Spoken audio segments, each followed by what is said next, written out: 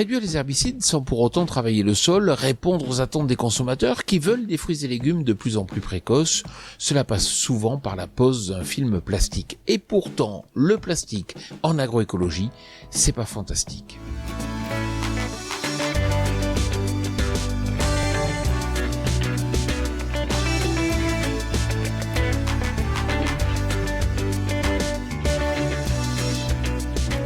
C'est vrai que ce sujet est un peu l'épine dans le pied de celui qui veut changer sa façon de cultiver pour limiter son impact sur l'environnement.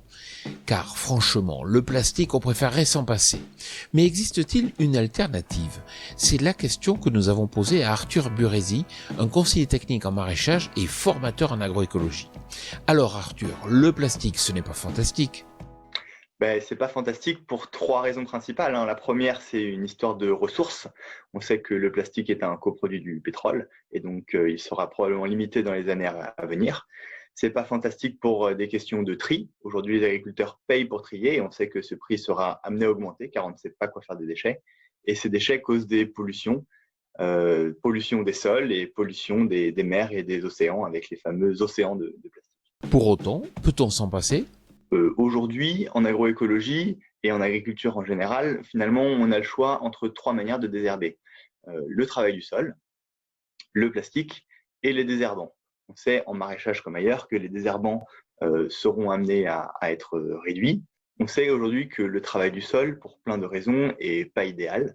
Dans mon secteur, celui du maraîchage, faire une plantation d'une culture dans une autre culture à des fins de désherbage est assez compliqué, car ça peut être réservé uniquement à certains créneaux, typiquement par exemple des créneaux d'été, et on imagine très mal pouvoir le faire sur des créneaux précoces, parce qu'un sol couvert est plus froid qu'un sol nu, qui est lui-même plus froid qu'un sol avec du plastique. Et donc, sur la question du désherbage, on va être probablement bloqué. Aujourd'hui, on cherche à avoir des légumes tôt, parce que les consommateurs sont habitués à ça. Et la question, c'est est-ce qu'on est prêt à avoir des tomates, non pas en mai, mais en juillet? Et dans le futur, ce serait quoi l'idéal? Les yeux se tournent vers les bioplastiques, qui aujourd'hui sont pas encore fonctionnels.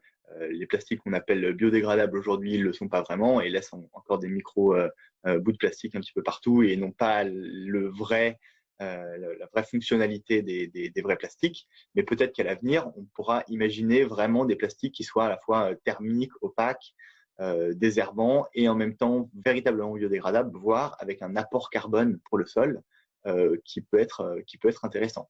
Donc, rendre ça possible, finalement, c'est plus de valeur ajoutée en amont et moins de valeur ajoutée en aval. Et donc, il faut que les gens soient d'accord pour mettre un petit peu plus d'argent qui va jusqu'au producteur pour que lui-même puisse adapter ses méthodes de production. On le voit, le problème est complexe et l'éducation du consommateur reste un levier essentiel.